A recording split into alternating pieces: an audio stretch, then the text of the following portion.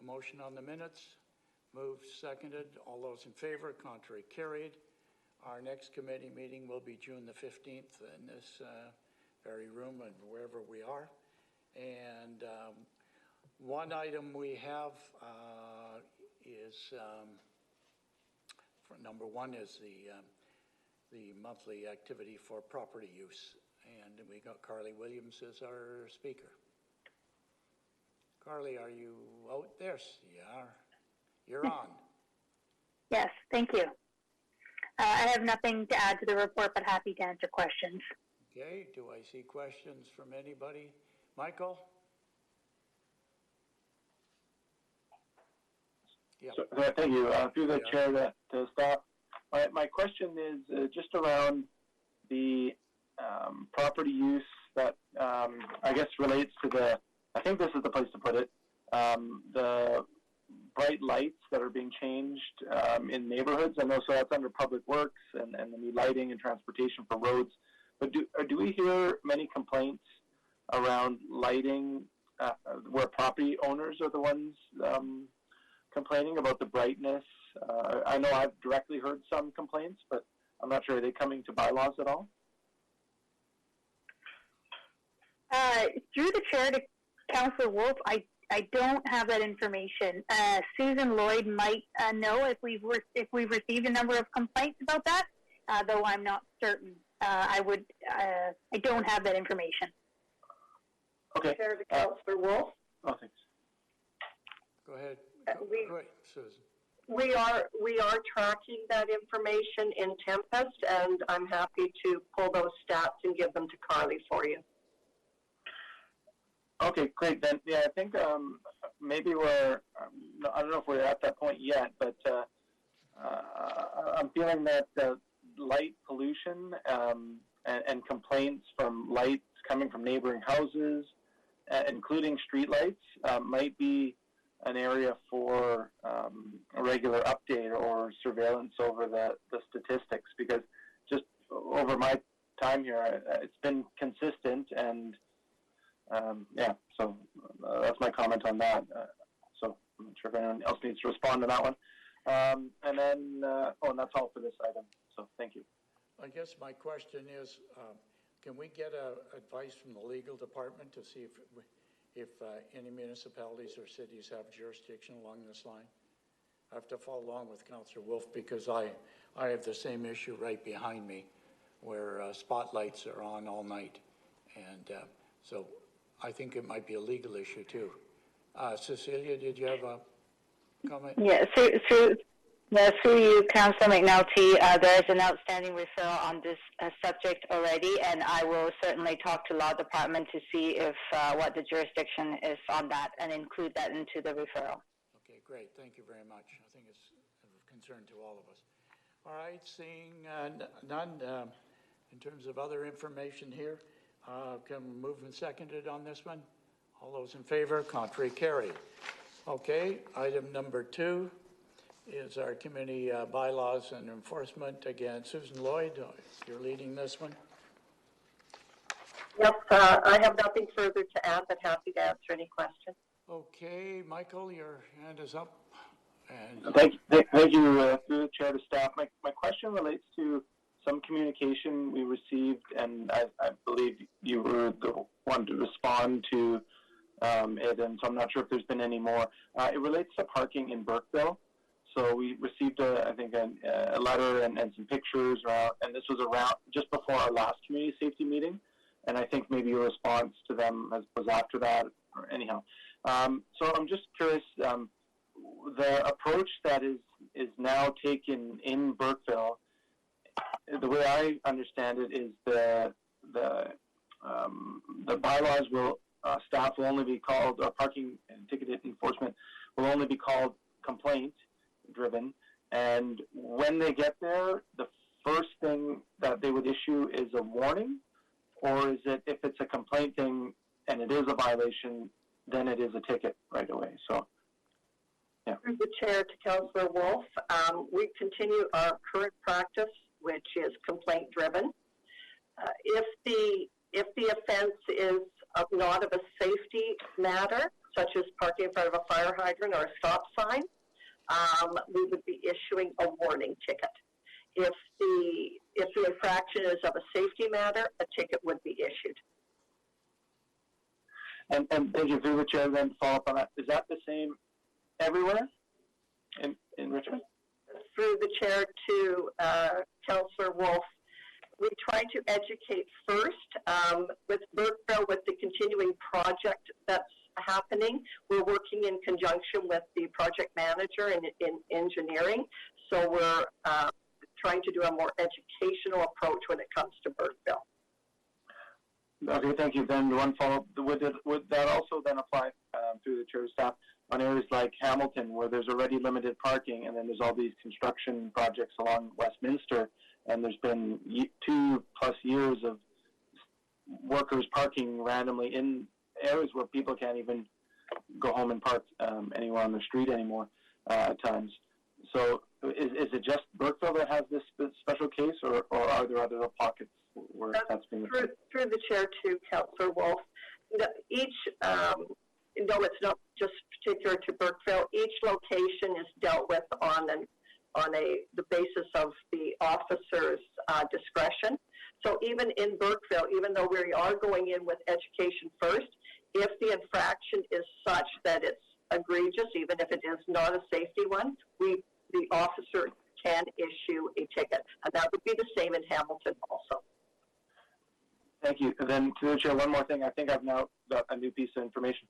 Are officers consistent to work in certain areas as opposed to all officers go everywhere?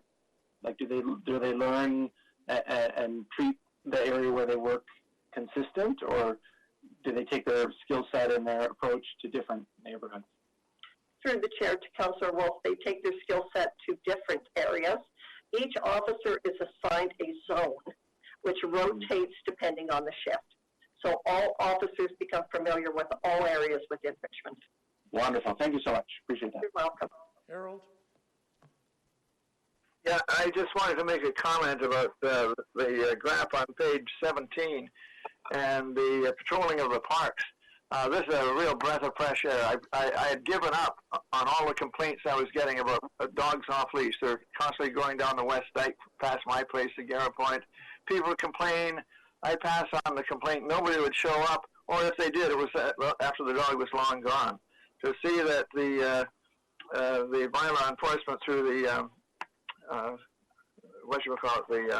new dog people, they're actually patrolling the park is really it's wonderful, and I think that the SPCA is doing a great job, and I'm sure happy to see it happening. Just want to let you know that I haven't had a complaint for a month or so either, so that maybe it's working. Maybe people are getting the message. Through the chair to Councillor Steves, thank you. Okay. All right, Carol? Thank you very much.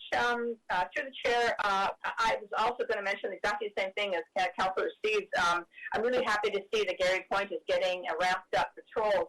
I do believe also that they need to patrol along the dike, exactly what Councillor Steves was talking about. My daughter lives by Minoa Village, and it's quite a problem there. Like, she's got her dog on leash, and other dogs are constantly coming up.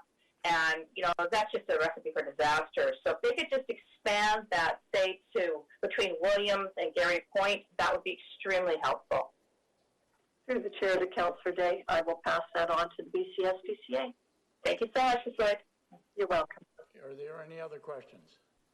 Anybody? Okay, Michael? Yeah, so there's one other area. I was just going to bring up, because there's ducklings in our ditch today. And out in Hamilton, there was 2 ducks, a male one day, and then a couple days later, the female got hit just a couple weeks ago. I'm not sure, is that anywhere in the stats? I know dispatch category, the bottom one, this is page 18, for wildlife. Would animal call, would that be considered animal call? Would the staff go out to sites? Because I know all over Facebook, the groups, people are just horrified that these ducks that have been coming back for years were just hit. Through the chair to Councillor Wolf, yes. And I have addressed that in May's report. in April's report, the SPCA will transport and first of all will attend the injured waterfowl call and will transport. Okay, thank you. Yeah, so I'll comment more on that at the next meeting. Thanks so much. You're welcome. Is there anything else on the bylaws there? Oregon motion to receive for information, moved, seconded. All those in favor, contrary, carried. Okay, Carly, we're back to you for the business license quarterly report. Anything to add there? We're okay? Nothing to add. Seeing Carol. Thank you very much. I just wanted to comment that I was pleased to read in the report that unpaid business licenses are given a warning and then later on, if necessary, given a ticket. Given that this has been such a difficult year for so many businesses, I really think that's a sensible approach. So I just want to say thank you for that. Okay. Anything else from anybody? Seeing none, then receiving for information, moved, seconded. All those in favor, contrary, carried. All right, on page 27, the Emergency Programs Activity Report. Okay, Jim Wishlove, or is it Tim Wilkinson doing this one? Mr. Chair, I'm happy to... there we are. Okay, we'll open your mic. Thank you. Okay. I have nothing further to add to the report, sir, but... Carol. Thank you very much. Thank you for the report. On page CS 28, we talk about the ENS, the emergency sign-ups, and it says that only 28 people have signed up for the emergency alerts, and I did get one of those emergency alerts, and when I was reading the report, it said that you had to sign up again because the system is changing in May. I didn't notice that, so I did see the emergency trial, but I didn't realize I had to sign up again. So I'm just wondering if we shouldn't do an education plan on that, because maybe I'm not the only one that missed that part. Through the chair to Councillor Day, thank you very much for your comment. And yes, we have a public awareness campaign that's going to be starting very shortly to advise all of the current subscribers to be switching to the new system, as well to hopefully have everybody else in the city apply for the new program as well. I think that 2,800 seems like kind of a low number for people to have signed up. Is that campaign will address the numbers as well, not just the people coming back? Through the chair to Councillor Day, yes, I agree. Although I have to also acknowledge that those 2,300 responses came within 2 days of the notification going out. So actually, we consider that quite a success. But the public education campaign is going to be aimed at the entire community. Yeah, I just thought it might be a good idea to reach out to the schools as well and make it part of the announcements in the schools. A notice, go home, sign up for emergency response or emergency notifications.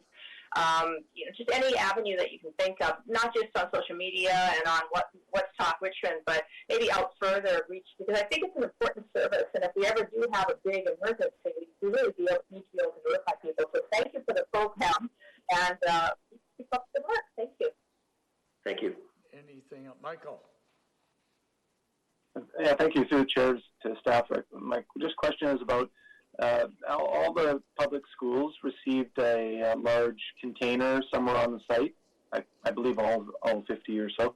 And I know they were placed there, but are staff involved with stocking them or replacing things in them, or is that all to the school district?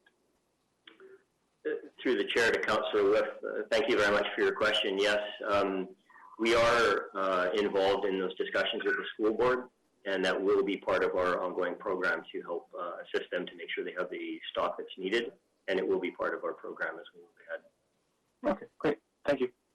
Okay, anything else? Motion to receive for information, moved, seconded. All those in favor, contrary, carried. Okay. Fire Rescue Monthly Activity Report, Fire Chief Tim Wilkinson. Now we've got Thank you. Thank you, Mr. Chair. I have nothing to add to my report. Any questions? Questions? Michael? All right, thank you. Through the chair to Chief Wilkinson, I have two question areas. First one was, I believe it was like right after we had our last meeting, perhaps. It was the flooding that was at Lansdowne, because a vehicle hit the fire hydrant and then went upside down over the valve that then couldn't be accessed to shut off. I brought this up at Public Works, and Ms. Bycroft went over the details of it. So I was just from your perspective, is this a concern throughout is it 5,000 plus fire hydrants we have in the city? That every time we do an upgrade, like there was just one done a month ago on Blundell Road near 6th Road. So are they, every time they're upgraded, would that type of spill be preventable? Yeah, so I'll leave it at that. Through the chair to Councillor Wolf, it is quite unusual to lose that amount of money, that amount of water, which turns into money, of course.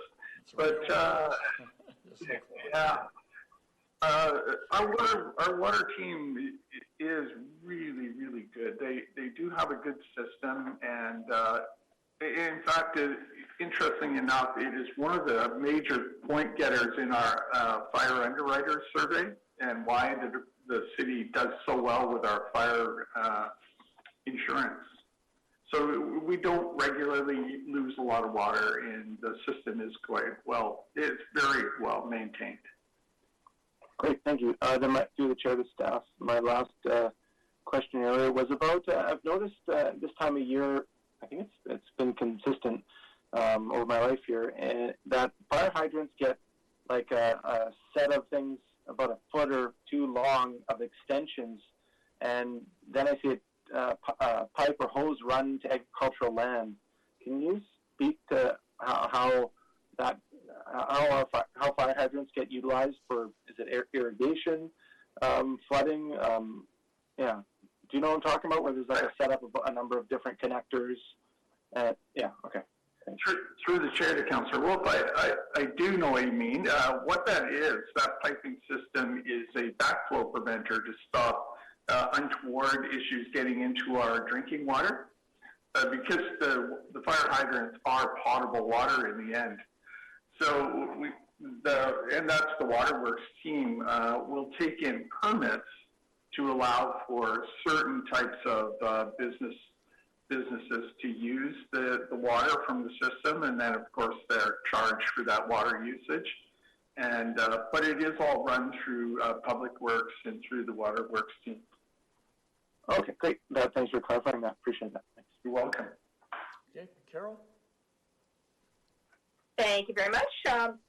I wanted to ask a question on CS34. There was a report about a tipped-over semi-trailer and truck that on Bridgeport Road, right off of 9th Street Bridge, and personnel used dicing process to contain diesel fuel. Were you able to prevent the diesel fuel getting into the storm sewer? Yes, we were.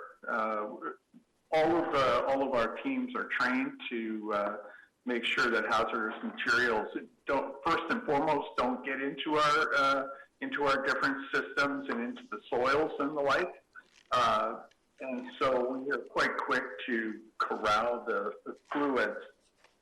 Diesel fuel is a contaminant for sure, and it's one that people don't take seriously enough because it can cause a lot of damage. But our teams do take great care to make sure that it's, first of all, corralled and contained, and then secondarily, then it's mitigated and taken away. Excellent, great work. And then I just had a kind of a little housekeeping question. On the maps on page 39, 40, and 41, it shows Fire Hall number 4, which is the one at YVR on Russ Baker Way. But on the map, it actually looks like it's right at the terminal. And I wonder if we shouldn't correct those maps to show where it truly is located. Through the chair to Councillor Day, yeah, thank you for that. Unfortunately, our mapping expert was away this month, and some of us with less skill were given that role. So I'll certainly give the feedback back to the team.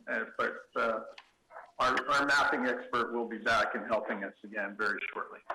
Sorry, I didn't mean to make you busted. Sorry about that. Okay, I'm good with it. Thank you. Is there anything else? Seeing none, moved, seconded. All those in favor, contrary carried for receiving for information. And Chief, you got some new staff announcements? I do, Mr. Chair. Thanks so much. I just wanted to let the committee know that our recruitment for firefighters and a number of other positions is going really, really well. We had a wonderful turnout for firefighters, over 500 people applying for those roles. We've also been very busy getting our administrative staff up to speed, and we've hired assistant people with in all different areas. And so our recruitment is wide right now, and it's a lot of activity, but it certainly is creating a wonderful atmosphere within the department, and thank you for that. And we'll be able to report over the next coming months just how well we're doing with our recruitment. Great. Okay, well, thank you very much, and I'll let the members know that they're greatly appreciated as part of our safety in the community. Okay, thank you very much.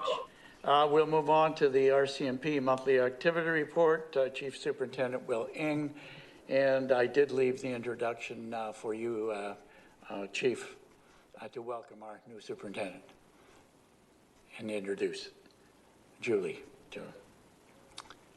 Okay, Will, you're on. Sure. Thank you, Mr. Can you hear me? Yes, we can hear you. Great. So to committee, it's my pleasure to introduce to you Superintendent Julie Trotar. She's our newest officer to the Richmond RCMP. As you know, that in the past 5 years, we've increased our complement by 74 officers. And so that requires additional officers to manage our detachment that's grown in size. And so therefore, we now have a chief superintendent, which is myself, and then now we have superintendent, which is Superintendent Julie Trotar. She comes to us with over 28 years of experience with the RCMP, being posted to federal proceeds of crime, criminal intelligence. She's also served 5 years in Coquitlam Detachment as their Ops Support Client Services Officer, and she comes with a wealth of experience. Currently on loan to the LMD District, managing Sunshine Coast, UBC, and also Mission Detachments. So we're excited to have her arrive in a few months, but I just wanted to take a moment to introduce all of you to her. I'll turn this over to Julie so she can say more about herself. We welcome Julie on behalf of the committee and the citizens. Welcome, Julie. You got the floor. Thank you very much. Thank you. It is really, really humbling for me to be joining this great team that Will is leading here at the RCMP in Richmond Detachment. Already a faux pas here. But I am looking forward to be meeting all of you and starting working and getting to know you very soon. I should be starting within the next couple months, and looking forward to be joining. I have, like Will said, 28 years service, all in the Lower Mainland, and married with 2 kids, young, I guess at heart, leaving us soon for university out of the province. And I'm ready to take on this new challenge and assisting whatever needs to be done at the Richmond Detachment. Good. Well, welcome. Welcome again. Okay, Will, back to you. Great. Thank you, Mr. Chair. So for the report, I've only got a couple things to say. March was relatively good. Just a couple of offenses that were gone up in number, which is the serious assaults and sex offenses. There is no trends or patterns, no risk to public safety, and just that the numbers have slightly increased. And that's it for the activity report. Okay, Harold?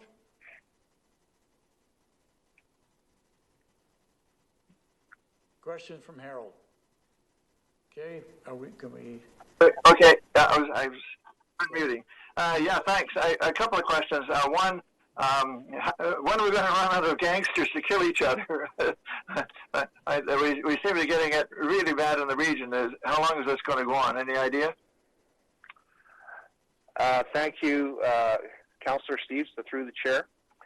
I'd be happy to speak about the gang situation in closed, but I can. Do you want to move in camera later?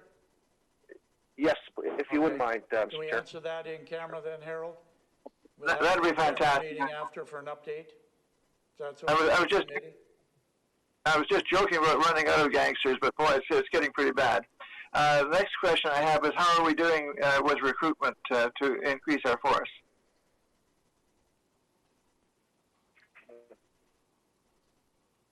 Yes. Do you know, are we? Yeah, right now, we have not filled our complement yet. We just received approval, and so we're going to be taking steps to start to fill our complement. Excellent. And there, of course, we are currently fully staffed right now, and we'll continue to look for staffing those new vacancies. Having said that, though, nationally, because of COVID, there have been some training challenges because of COVID. The National Training Academy can only put through so many troops because of space, and so that has been a little bit of a challenge, and also locally as well.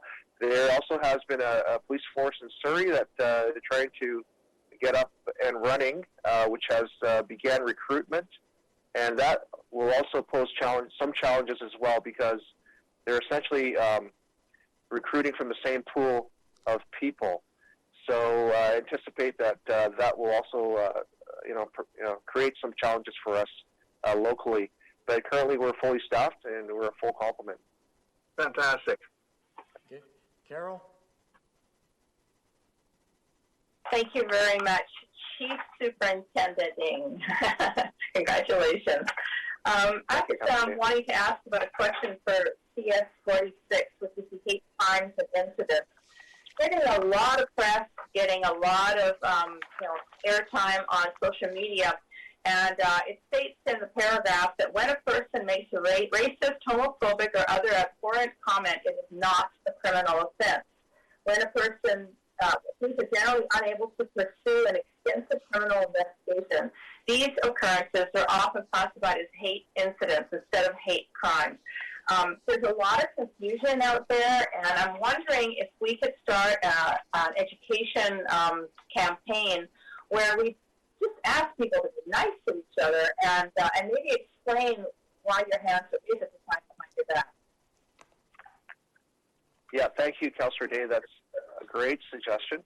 And through the chair, we're very mindful of the current uptick with hate incidents.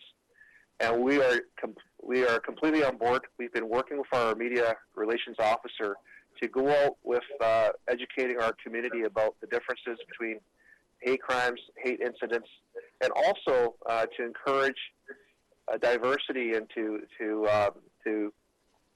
enhance our relationships with our diverse community. And we've also started an anti-hate campaign, which we've been encouraging our community to report on any kind of hate incidents. In addition to that is we've completely raised the bar in relation to how we investigate hate incidences and crimes. There is a requirement for every incident to report on a briefing note to senior managers. We monitor every incident. So if it's even a racial slur, a road rage incident, a name calling, we want to know about them. And we want it to be investigated thoroughly. And we've also provided training over the past year on how to investigate these crimes properly. We've engaged with Crown Counsel.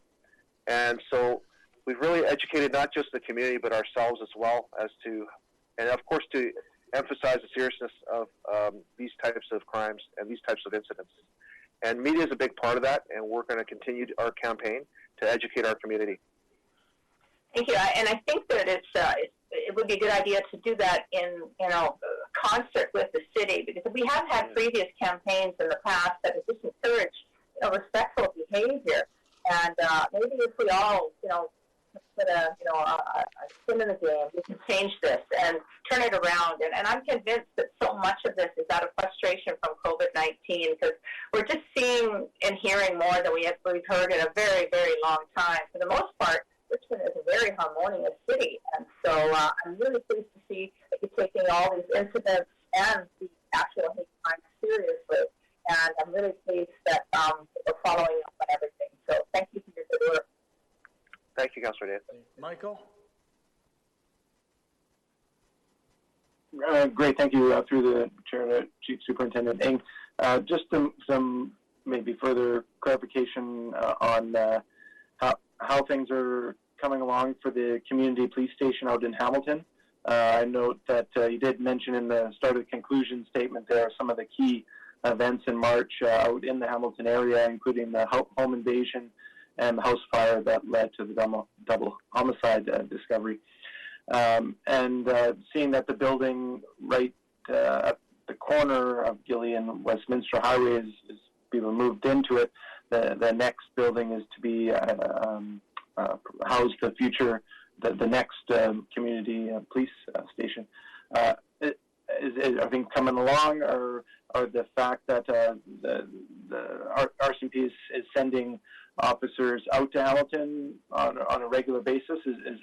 Have the actions led to satisfactory results, and are things moving along at the pace that we can, or can the city do more? Thanks. I see. Cecilia?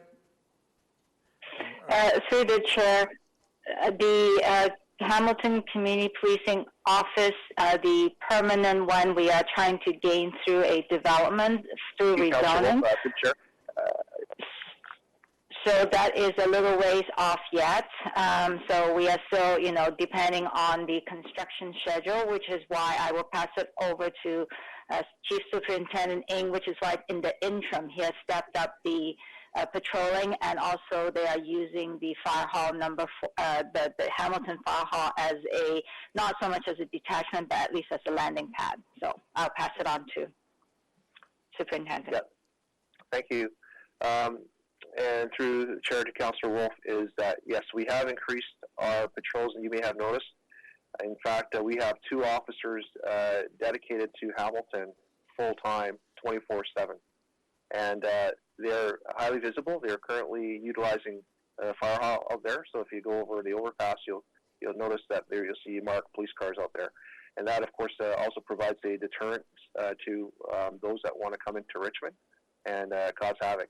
Thus far, since these homicides and shootings have taken place, pleased to report that there has been no significant incidences taking place in Hamilton. I want to knock on wood, because as soon as I say that, something happens. So I'm not going to bank on that. But I'm just saying that thus far, it's been very positive. The feedback from the Hamilton community has been very positive as well. Great, thank you. If I may follow up then to that through the chair. Yes, I think one of the great acts that RCMP staff did was provide that pop-up service in the park to communicate with people, but it wasn't staged as an event and had a gathering, because due to COVID, you wouldn't be able to do that, but you were still able to reach a lot of neighbors that commented and that they were very pleased with that urgent response. The other comment I just thought I'd bring up, I've noticed the last little while there's a new townhouse development that was approved and going in right next to the fire hall, right at the corner of McLean Park. And even today, the trucks that are loading up, they were lined up down that road. It just seemed like it was unsafe. And I'm not sure if the RCMP who are sent out to Hamilton, if they can just observe that setup and the lineup of trucks, because it really pushes anyone who would use the sidewalk or the bike lane into the narrow section of the lane that remains. So I'm sure our staff are going to be looking into that too. It just seems to really be taking off this week, and around community safety, that RCMP can have a better lens than I on what needs to be done or dealt with. So if they could just keep that on the lookout, and I think that's all I have to further that. So thanks. Keep up the great job. Thanks. Yeah, just a couple things, if I may. A great report. I want to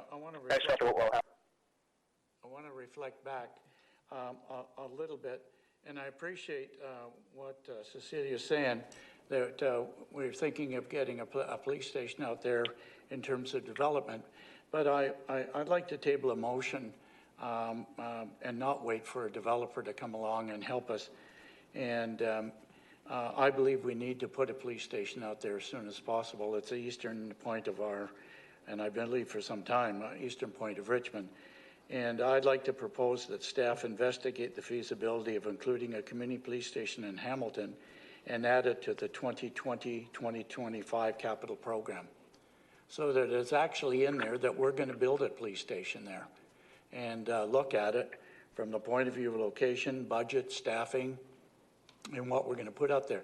If we wait for a developer, just like anything else, it's like childcare, we may be waiting a long time.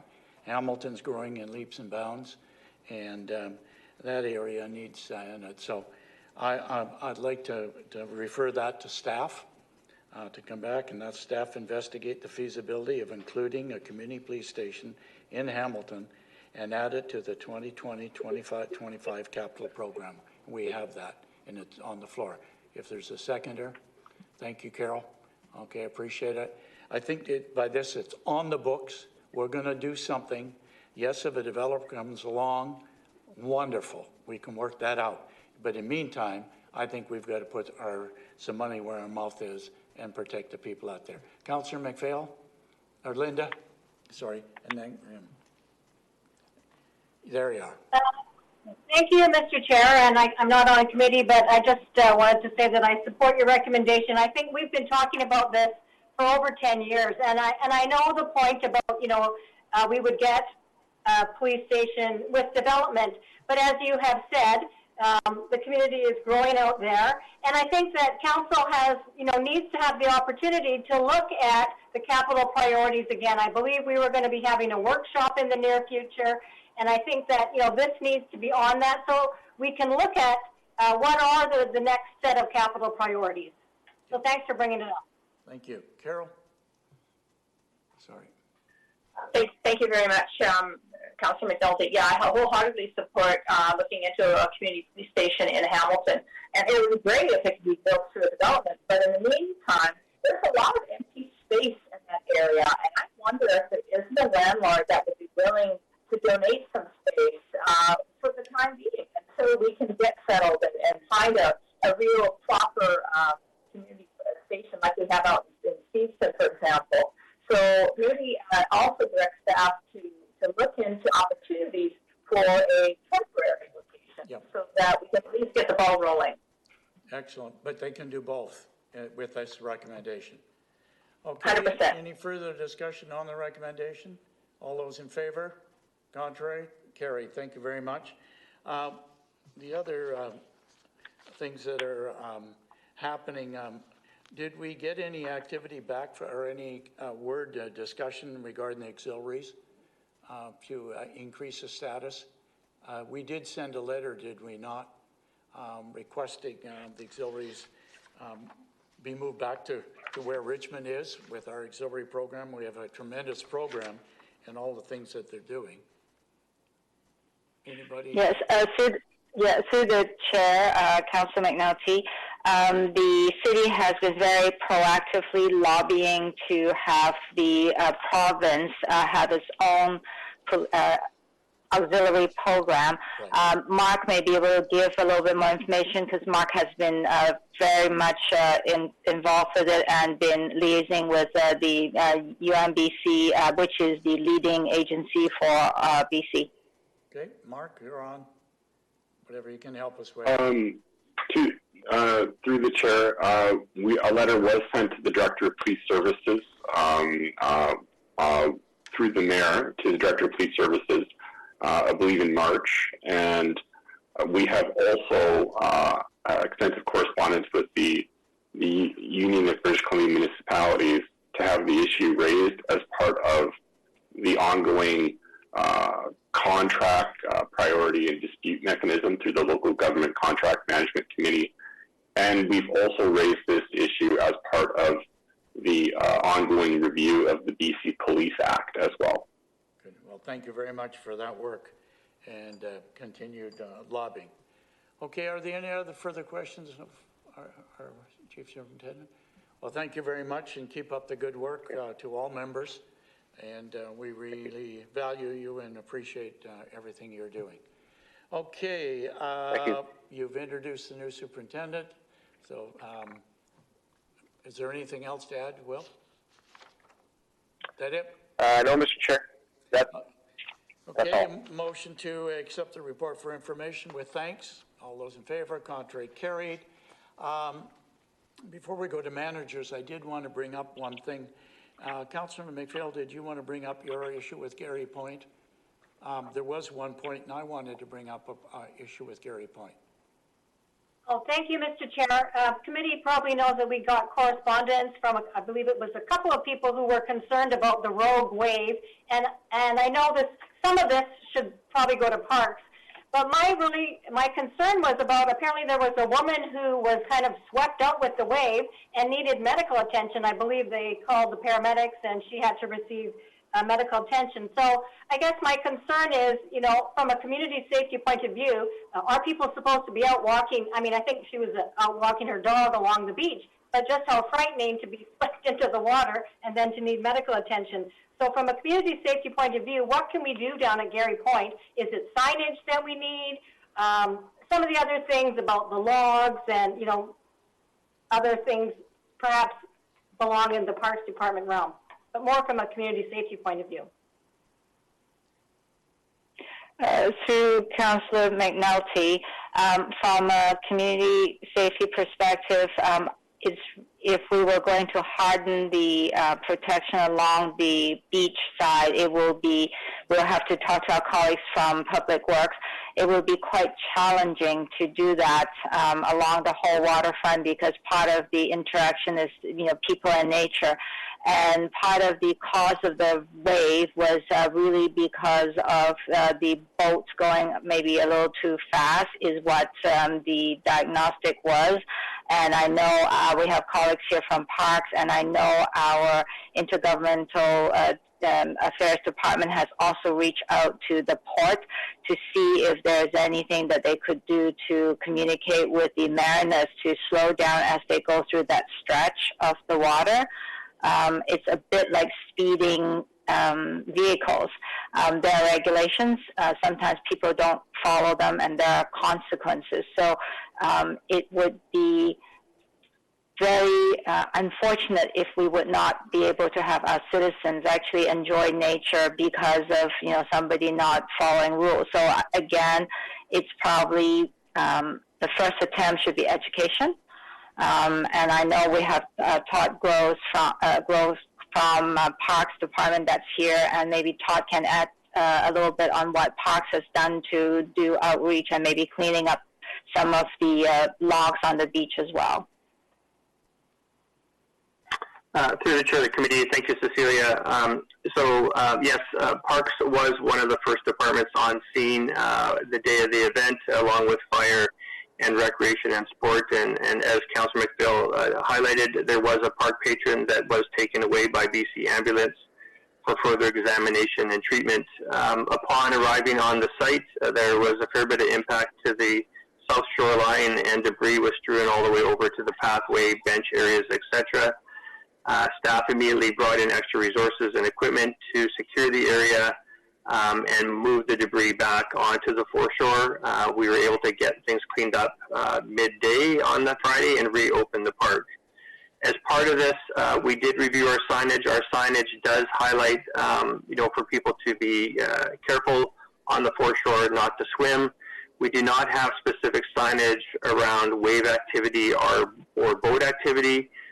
We are reviewing that and going to be comparing it to some other, you know, jurisdictions and see what they have in this type of environment. And then I think, as Cecilia mentioned, is, you know, Gary Point as well as McDonald Beach and other areas in our community are very natural settings, and that is a large piece of the part that our residents and community do enjoy, that opportunity to go down to the water, interact with logs and debris in this case, you know, when it is safe to do so. So, you know, looking at hardening measures is a very different aesthetic for the park, and would have fairly significant implications with approval processes through provincial and federal regulatory bodies. Okay, on the same thing, Harold? Yeah, I was going to raise this at the Parks Committee, so Todd, maybe you can put it on the agenda, and I'll just phrase a question right now that we might deal with at that time. I'm very familiar with the wash from boats, and what's happened is now that the freighters are bigger than they used to be. We always had waves coming in, but never very large ones. And what it is, these huge ships coming in, if you look at them, they've got 4 or 5 or 10 high of containers on top. And to the amount of containers that are on top of the ship, there's that much ship underwater. And so effectively the ship is taking a huge volume of river and pushing it aside. At the same time, the way the propeller works, it churns the water, so it helps to create the wave. So it's not just speed, it's the volume of the ship and the operation of the propeller. The unfortunate part of it is that these ships can't make it up the river if they slow down too much, and they'll simply stall in the river. When it was smaller vessels, they could slow down, but these ones need to propel themselves to get up to Surrey, wherever they're going, and if they slow down, they're going to have difficulty fighting the rivers, especially at slack tides. So I think that we need to put signage up warning people to be aware when ships go by that they should not be out on the beach. But my thought is that we have these steel piles out there doing nothing. What I'd like to see us to do is investigate if there's a possibility that putting boom logs all along the piles would actually break the wave before it comes in. I don't know if it would or not, but it seems to me that's something we should look at. It might break the wave enough that it wouldn't wash ashore. But maybe we could have a report on options at parks, because I think it's going to get worse as it goes on rather than better. C-SPAN, for example, when they were hauling containers from Roberts Bank, they go very fast. They can slow down because their vessels aren't that big and they don't have that much depth, and so they can slow down. But these big ships, it takes them a mile to actually slow down, and so if they started slowing down now, they wouldn't have enough power to get to the port where they're going. So I think this is something we really need to look at very carefully. So maybe, Todd, if you could do some research or just put it in the agenda and we can discuss it at parks. Carol? Thank you, Councilor McNulty. Mr. Groves, were we able to help with the RCMP or whoever to charge the particular ship? Like, were we able to identify which one it was that caused the broke wave? Through the chair to Councillor Day, I'll maybe pass that over to Jason Keita to provide a little bit more background on the investigation. Thank you. Through the chair to Councillor Day. There's 3 agencies that are involved right now in the discussion on what exactly happened. The Port of Vancouver, they have the jurisdiction of the safety of the waterway, and including that small channel of the Fraser River. The Pacific Pilotage Authority, they have the jurisdiction on making sure that they're navigating the vessels through the channel. And then you have the shipmaster, who is responsible for the actions of their vessel. And so the Vancouver Port Authority, they're right now doing a kind of a discovery, I guess you can say, on what happened. So exactly what was the cause of the incident and what were the factors that led to that incident. And then the other scenario is how can we mitigate these types of incidents from happening again? So if it is we can't slow the ships down because they can't make it to the end of to their destination, then what is it that we can do to mitigate these types of incidents in the future? And so those are the key things that the port is investigating right now with the other authorities, and they've told me that they'll get back to me as soon as that discovery is completed. So thank you for that. So to follow up, if it's found that a particular ship was going faster than it is allowed to go on that channel, what is the penalty? That I don't have the answer for that, and perhaps I would have to consult with the Port of Vancouver and and their legal department. Okay, maybe we could get a report back on that, please. Yeah, thank you. absolutely. Okay, is there any other question? I just a quick question, maybe to Mr. Gross. With regard to, and I mentioned it the last time, given Gary Point's going to be the hotbed over the summer, people are walking in there with hibachis and open face, whatever it is, etc., and obviously having a wiener roast or whatever, the cooking steaks or whatever. I thought we had signage down there that says no fires built, etc., and we outlined things like that and propane, etc. Have we not on all parks, not just Gary Point? Through the chair, you are correct. We do have signage there that restricts fires and open fire barbecues. Okay, but again, what is an open fire barbecue? Is it charcoal in the bottom of it, coal in the bottom of it, whatever? I watched a number of people walking in there last Sunday and carrying these semicircular, I guess they're barbecues of some sort, and that to wherever they're going. And I asked them, I said, you really can't use that here. And anyhow, I got a few dirty looks, but don't worry about it. I can handle it. Anyhow, but seriously, I think we need to look at that because I think we're going to get complaints if we don't. So, okay, as long as there's lots of signage, it's great. Okay, is there anything else before I go to managers' reports from committee members? Anybody? Okay, anything from managers? Nothing to add. Okay, so we'll have adjournment, and we are now fully